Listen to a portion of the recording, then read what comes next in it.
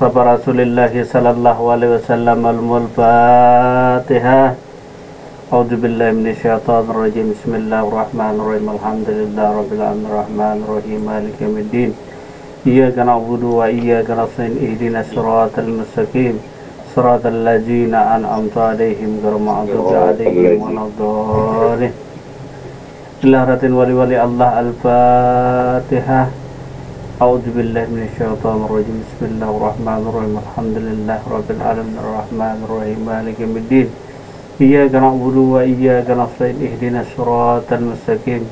Siratal ladzina an'amta 'alaihim ghairil maghdubi 'alaihim waladdallin. Amin. Assalamualaikum warahmatullahi wabarakatuh. Waalaikumsalam warahmatullahi wabarakatuh. Bismillahirrahmanirrahim. Alhamdulillahirabbil alamin. Assalatu wassalamu ala asrafil anbiya wal mursalin sayyidina wa nabiyyina Muhammad wa ala alihi wa sahbihi ajmain. Amma ba'd. Pertama-tama marilah senantiasa kita panjatkan puji syukur kita kepada Allah Subhanahu wa taala atas berkat limpahan rahmat dan hidayah daripada Allah Subhanahu wa taala. Malam hari ini kita diperjumpakannya lagi di majelis kita, di pengajian kita. Dan tak lupa salawat dan salam semoga selalu tercurah keribaan Nabi kita Nabi Muhammad Rasulullah sallallahu alaihi wasallam serta sahabat dan kerabat beliau hingga yaumil akhir. Terima kasih kepada jamaah sekalian yang telah berkenan hadir malam hari ini, baik yang ada berada di tanah air maupun yang ada berada di luar negeri. Terima kasih atas segala kehadirannya malam hari ini untuk mengikuti pengajian kita pada malam hari ini. Terima kasih telah meluangkan waktu dan kesempatannya untuk berhadir di majelis kita malam hari ini. Nah, jadi malam ini malah sifat yang ketiga, yaitu sifat baka. Nah, minggu yang kemarin adalah sifat kidam.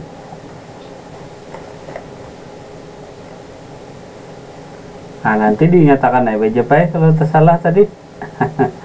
Salah jadwal. Assalamualaikum. Waalaikumsalam warahmatullahi wabarakatuh. Nah, jadi kembali kepada sifat salbiyah yang artinya menolak yang tidak layak bagi zat. Jadi sifat salbiyah kemarin adalah artinya menolak yang tidak layak bagi zat. Nah, pada minggu kemarin tentang sifat qidam artinya sedia atau terdahulu. Jadi zat Allah tadi adalah sedia atau terdahulu. Kemudian sifat salbiyah yang kedua yang menolak yang tidak layak bagi zat, yaitu baka atau kekal. Jadi zat Allah tadi adalah kekal atau baka atau abadi. Allah yang maha ada itu pasti kekal abadi. Tidak bisa jadi kalau dia berubah-ubah atau satu waktu bisa musnah.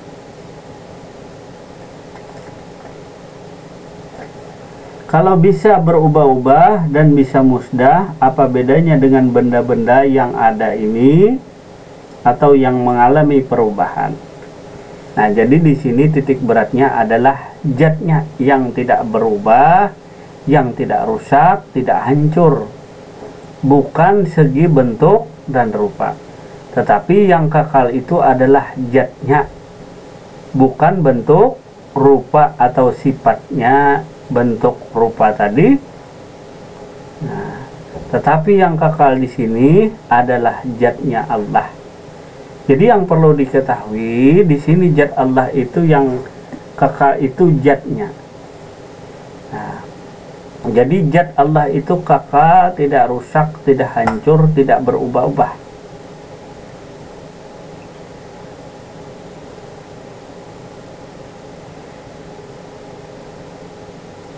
Adapun keterangan Al-Quran tentang sifat baqa dalam surah Al-Qasas ayat 88 yang berbunyi, artinya jangan pula engkau sembah Tuhan yang lain selain Allah. Tidak ada Tuhan yang berhak disembah selain Dia. Segala sesuatu pasti binasa atau hancur kecuali Allah. Segala keputusannya menjadi wewenangnya dan hanya kepadanya kamu kembali. Nah, jadi hanya kepadanya pun engkau kembali. Artinya yang daripada Allah akan kembali pula kepada Allah. Nah, jadi zat Allah ini tidak bisa rusak, tidak bisa hancur zat Allah. Kemarin zat Allah adalah qidam, sedia atau terdahulu. Nah, pada malam hari ini sifat salbiyah yang kedua adalah baqa atau kakal. Nah, jadi zat Allah ini tidak bisa rusak, tidak bisa hancur tadi. Lalu mana zat Allah kemarin? Nah, mungkin karena kita ulang tadi, wujud daripada zat Allah, wujud daripada zat Allah tadi, atau wujud daripada rahasia zat Allah. Nah, lalu diberi singkatan udara. Nah, udara wujud daripada zat rahasia Allah. Nah, jadi zat Allah ini tadi tidak bisa rusak, tidak bisa hancur, dan tidak berubah-ubah. Jadi zat Allah itu tetap tidak berubah-ubah. Nah, jadi zatnya tidak ada yang berubah sama sekali. Hanya bentuk dan rupa yang berubah ketika tajalli kepada diri insan. Ya, contohnya kemarin adalah air. Air adalah zat yang asal, zat yang awal, zat yang sedia. Contoh misal tadi, air. Setelah tajalli, jadilah macam bentuk es batu. Nah, zatnya tidak ada yang berubah. Zat tadi tidak ada yang berubah. Si air tadi tidak ada yang berubahnya sedikit pun. Yang berubah di sini hanyalah bentuk dan rupa saja. Kan air tahu kan, contoh air, mungkin semua orang tahulah air. Tak perlulah kita contohkan lagi air seperti apa. Jadi semua orang sudah mengenal yang namanya air. Air tadi tajalli kepada es batu. Air tadi menjadi nyata kepada es batu tadi. Nah, maka barang siapa yang mengenal dirinya, niscaya dia mengenal Tuhannya. Maka tadi kepada Allah lah engkau kembali, dan hanya kepadanya lah kamu akan kembali. Jadi kalau semisal es batu, dia akan kembali kepada air.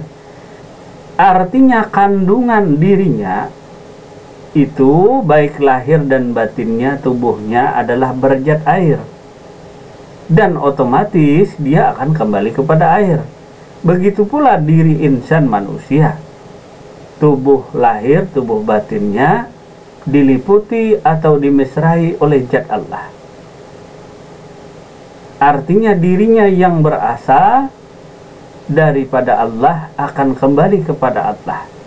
Innalillah. Nah, jadi sesungguhnya yang berasal dari Allah akan kembali kepada Allah. Nah, kemudian ulama tauhid meletakkan sifat salbiyah tadi, yang nomor 2 adalah baqa atau kakal. Baqa atau kakal tadi, nah ini diletakkan kepada nomor 2. Jadi zat itu tidak ada rusak sama sekali, dan tidak ada yang berubah daripada zat Allah Subhanahu wa ta'ala. Kalau Allah punya zat, kalau diri hamba punya diri. Kalau insan manusia punya batang tubuh, masih ingat? Kalau Allah punya zat. Kalau hamba diri Muhammad punya diri. Kalau insan manusia punya batang tubuh. Waalaikumsalam warahmatullahi wabarakatuh. Nah, jadi zat Allah ini tidak ada yang berubah-ubah. Ingat, zat Allah tadi tidak ada yang berubah daripada zat. Walaupun dia tajalli kepada diri dan seluruh alam semesta, zat Allah ini, namun zatnya tidak ada yang berubah. Yang berubah dari tajalli zat Allah kepada diri dan alam semesta ini, yang berubah hanyalah bentuk dan rupa, yaitu wujud tajallinya. Jadi bentuk dan rupanya yang berubah. Bentuk dan rupanya ini bisa rusak karena dia baharu, karena dia diciptakan. Atau yang baru, yang hawadis. Sedangkan zatnya ini yang tidak ada berubah sama sekali, yang tidak ada rusak sama sekali. Jadi baka itu kekal abadi, kada bisa rusak, kada bisa hancur. Contohnya dibakar, dipukul, diapain lagi? Dan segala sesuatu zat Allah ini tidak akan pernah bisa rusak, tidak akan pernah bisa hancur. Jadi zat Allah itu kada bisa rusak, kada bisa hancur. Namun ketahuilah jangan sampai kita tadi menyembah zat Allah. Ingat kan? Nah, ya kan Bejab? Nah, jangan sampai menyembah zat Allah. Walaupun dia kekal, tidak rusak, tidak hancur, janganlah engkau menyembah akan zat Allah.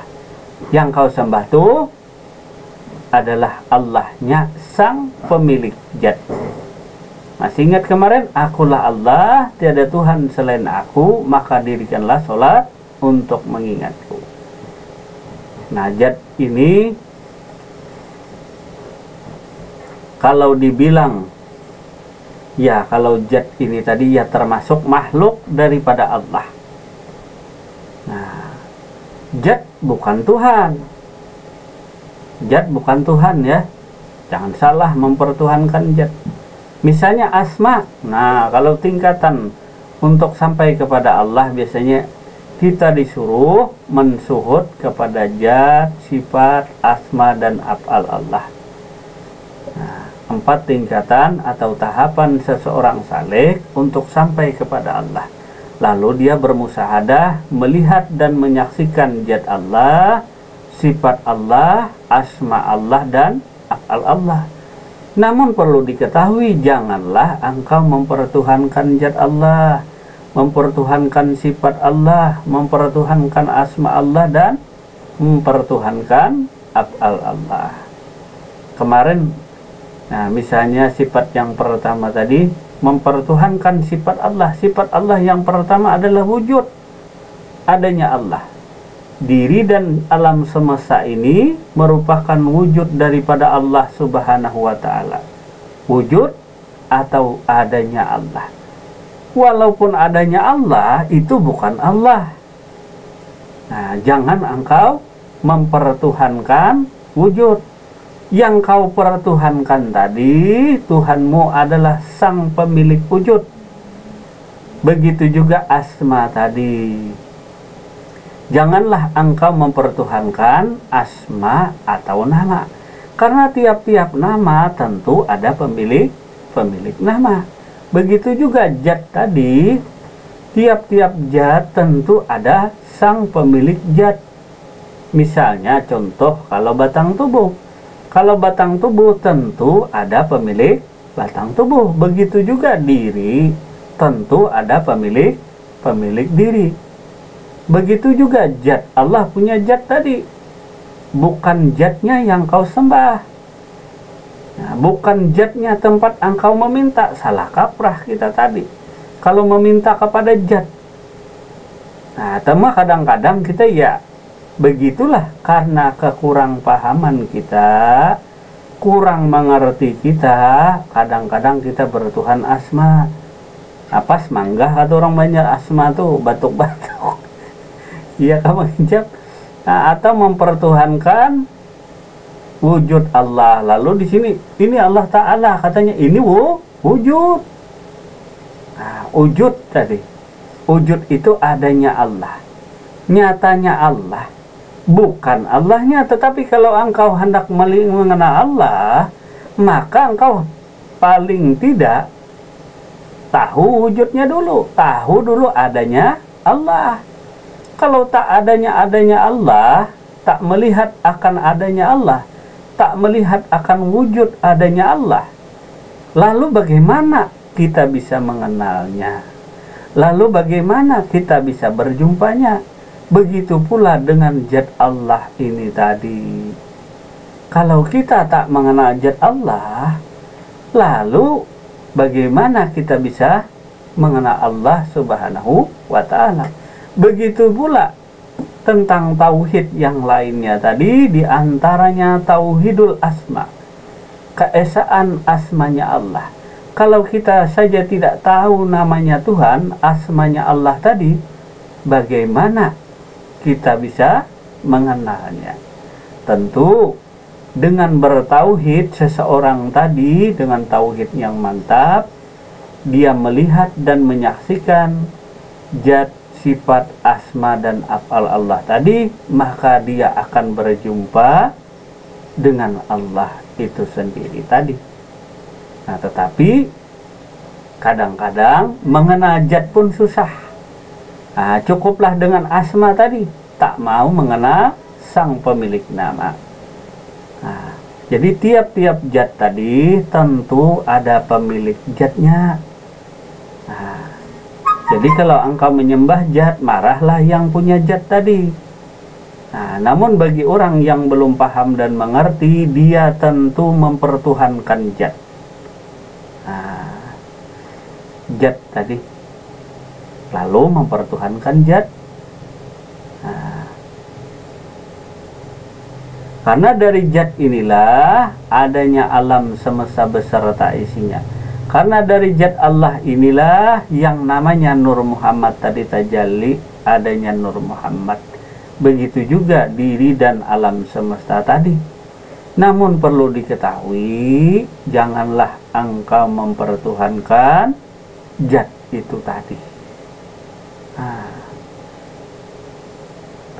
ini mengenal zat aja susah. Nah, kadang-kadang dipersulit, mengenal zat aja dipersulit. Apalagi mau naik lagi tingkatan. Nah, ya apa dong, mengenal zat Allah aja susah. Kadang-kadang kita dipersulit, dipersusah. Nah, kata Allah, bagi siapa saja yang mempersulit untuk mengenal Allah di dunia, maka nanti urusannya di akhirat pun akan dipersulit Allah. Seseorang yang mempersulit orang lain untuk mengenal Allah Subhanahu wa Ta'ala, tentu di akhirat kelak dia pun urusannya akan dipersulit Allah. Orang yang hendak berjumpa dengan sang raja dipersulit. Orang yang hendak berjumpa dengan sang sultan lalu dipersulit. Siapa yang mempersulit tadi? Ialah diri kita tadi, kadang-kadang mempersulit orang. Orang mau berjumpa dengan sultan, nah, kita yang mempersulit tadi. Nah, maka urusan segala sesuatunya adalah urusan dirinya seorang salik tadi dengan sang raja. Nah, bukanlah daripada kita mengambil keuntungan tadi daripada mempersulit orang lain. Nah, gimana mau sampai zat jaga bejak? Nah, nah, karena kan sudah kan kemarin. Nah, itulah pentingnya kita bertauhid, supaya diri benar-benar mengenal Tuhan, supaya diri benar-benar bertuhan. Nah, ini kadang-kadang mengenal zat aja susah tadi, karena disusah-susahkan.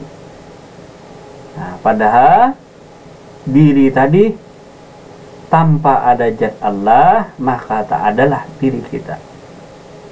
Nah, tentu kalau Allah yang dekat dengan diri kita, zatnya pun dekat dengan diri kita.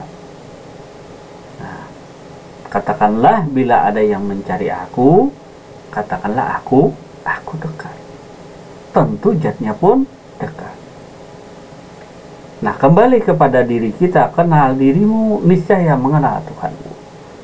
Lalu ada kita kirim kemarin video. Nah, itu waktu kita kerja tuh sama Mang Sugiman. Nah, kemarin itu ada istilah bambu atau bambu yang disebut varietasnya, jenisnya adalah buluh. Nah, jadi buluh itu salah satu varietas dari jenis bambu. Ya, anggaplah itu zat yang awal.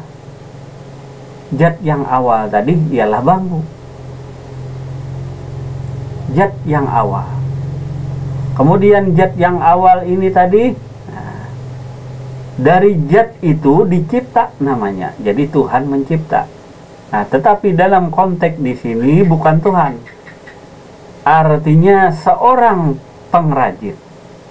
Seorang pengrajin bambu, seorang pengrajin buluh tadi, ambil buluh, ada kan gambar tadi buluh tadi dibelah-belah. Nah, belah-belah itu daripada zat itu tadi. Nah, pulang dari bilah itu tadi, kemudian pengrajin ini membentuk sesuatu. Ada yang berupa kursi, ada yang berupa topi, ada yang berupa meja, ada yang berupa rumah-rumahan burung dan lain sebagainya. Perlu diketahui di sini zatnya tidak ada yang berubah. Zat itu tadi adalah bahan dasar pembuatan kurungan burung, topi, meja, kursi tadi. Bahan dasarnya atau zatnya daripada bangunan bentuk tadi, rupa atau bentuk tadi tidak ada yang berubah daripada sang zat. Tidak ada yang berubah. Artinya asalnya dari bambu, walaupun dia jadi meja, jadi kursi, jadi rumahan burung dan lain sebagainya yang dibikin pengrajin tadi, maka terciptalah zat yang baru. Artinya bukan zatnya, artinya terciptalah rupa dan bentuk yang baru. Tetapi zatnya tidak ada yang berubah. Kalau berubah dari bambu jadi kayu, itu berubah. Nah, atau dari bambu jadilah batu, itu berubah. Namun perlu diketahui di sini zatnya tidak ada yang berubah. Dari bambu dibikin pengrajin tadi jadi meja, jadi kursi. Kursi dan meja yang ada itu disebut tajalli. Atau nyatanya daripada bambu. Maka bentuk dan rupanya berubah. Mula-mula bentuknya bambu tadi. Karena bentuk rupa zat bambu ini tidak ada benda khususnya sama sekali. Tidak ada. Jadi semua yang tercipta, yang dibikin oleh pengrajin tadi, semuanya adalah daripada zat bambu semata. Walaupun kenyataannya tajalinya bentuk dan rupanya macam-macam. Kemudian kalau kepada diri, bentuk rupanya ada laki-laki, ada perempuan, ada anak kecil, dan lain sebagainya. Bentuk dan rupanya berubah. Tetapi zatnya tidak ada yang berubah atau tetap. Wal awalu, wal akhiru, wal jahiru, wal batinu. Artinya kurungan burung tadi lah jahirnya, batinnya, awalnya, akhirnya adalah zat bambu. Begitu juga diri daripada insan manusia tadi, diri seorang salik yang hendak mengenal Tuhannya. Katakanlah, kata Allah, bila ada yang mencari aku dekat. Nah, jadi zat Allah tadi. Nah, zat Allah tadi. Nah, ini bukan tangan nih. Nah, makanya kalau kada disimak dengan teliti, tidak Anda perhatikan, Anda tak akan tahu zat Allah. Nah, atau orangnya sambil membelakangi HP kah? Nah, atau orangnya sambil di belakang tak melihat. Nah, jadi zat Allah ini tidak ada yang rusak. Zat Allah ini sedia. Sebelum engkau ada di dunia nih, zat Allah sudah ada. Nah, sebelum engkau ada tadi, zat Allah sudah ada. Kalau pada percaya, masuk lagi dalam rahim ibu. Ya kan, dari duluan. Nah, dari zat Allah tadi terciptalah yang namanya Nur Muhammad. Nur Muhammad apa kepada diri kita? Yaitu tubuh lahir, tubuh batin daripada diri insan manusia. Nah, kita kajinya kepada diri tadi. Jadi bagian-bagian tubuh diri insan itu adalah mengandung daripada Nur Muhammad tadi. Dari ujung rambut sampai ujung kukunya, itu Nur Muhammad memisrai diri. Sebenarnya Nur Muhammad tiada lain daripada asmanya Allah, yaitu Nur, dan Muhammad tadi merupakan asmanya Allah. Dan tiada lain diri Nur Muhammad itu berasal daripada zat Allah. Nah, kalau zat Allah ini keluar masuk, lalu jadilah napas dia. Kalau mesra seluruh batang tubuh, lalu jadilah tubuh. Nah, kalau mesra batang tubuh tadi, jadi batang tubuh. Bila mewujud tadi, jadi batang tubuh atau diri hamba. Kemudian zat tadi jadi penglihatan, jadi pendengaran, jadi kuasa, jadi kehendak, jadi hidup, jadi tahu, jadi melihat, mendengar, dan berkata-kata. Ketika zat Allah memisrai seluruh batang tubuh tadi.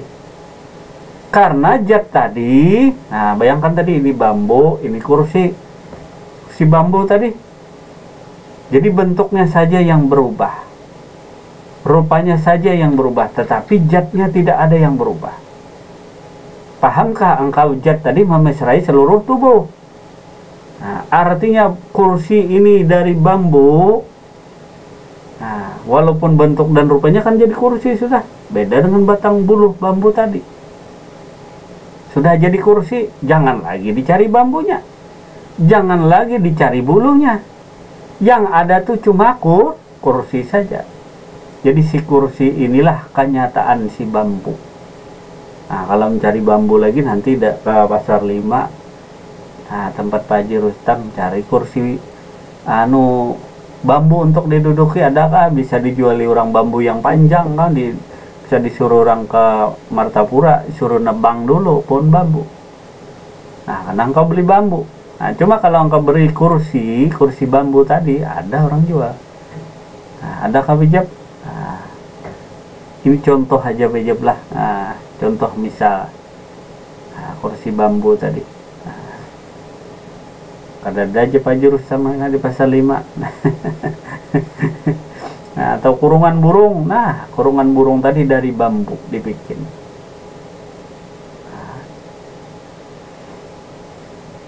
Maka jangan engkau pikirkan zat Allah, yang engkau pikirkan tuh makhluk. Makhluk tadi mana? Ya diri ini tadi, nah ya es batu tadi, iya kursi tadi. Yang dipikirkan ini si makhluk. Si makhluk ini dari mana asalnya? Nah, si makhluk ini dari mana? Nah, ada penglihatan, ada pendengaran, ada tubuh lahir, ada tubuh batin. Dari mana si kursi ini? Nah, coba kursi tadi dirakai, kata orang Banjar. Tahu apa pasti dirakai, dirusak, dipaculi satu-satu. Dari mana kurungan burung nih? Nah, atau kursi atau meja tadi, kalau tidak berasal dari bambu. Makanya tadi ayat itu tadi keterangannya surah Al-Qasas ayat 88. Nah, yang terakhir tadi, hanya kepadanya kamu akan kembali. Si makhluk nih kembali kemana? Kepadanya. Kalau zatnya tubuh kembali kepada si zat tadi, atau diri kembali kepada zat, nama kembali kepada nama, af'al kembali, perbuatan kembali kepada af'al Allah.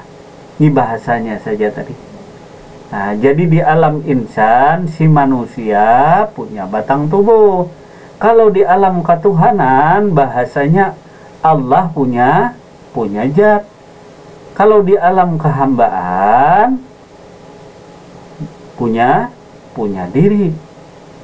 Nah, jadi ada zat yang kau kenal, ada diri yang kau kenal, ada punya batang tubuh yang harus engkau kenal.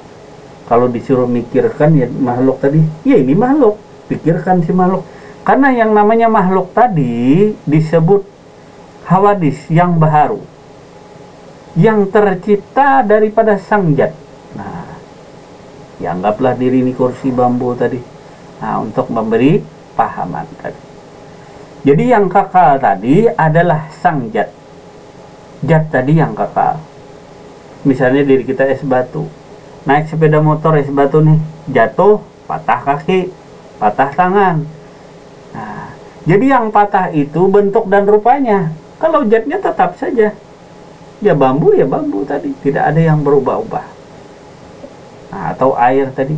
Nah, maka bentuk dan rupanya tadi. Jadi yang hawadis ini, nah yang bisa rusak, yang bisa patah. Tetapi zatnya, nah zatnya tadi nah. Nah, kalau keluar masuk zatnya tadi disebut napas.